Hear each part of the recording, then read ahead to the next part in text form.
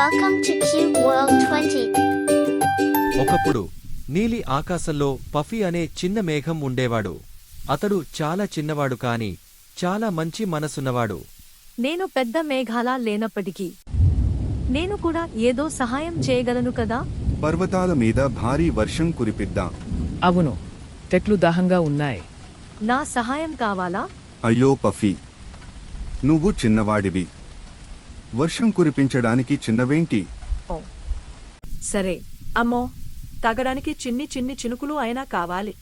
నేను చిన్నవాడిని కాని ప్రయత్నిస్తాను.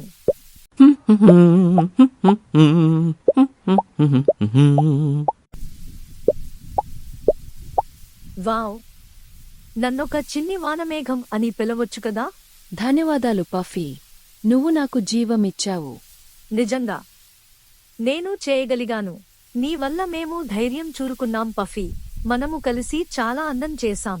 పఫీ చిన్నవాడే అయినా గొప్ప పని చేశాడు. అలా పఫీకి తెలుసు, చిన్నవాడు అయినా గొప్ప పని చేయొచ్చు.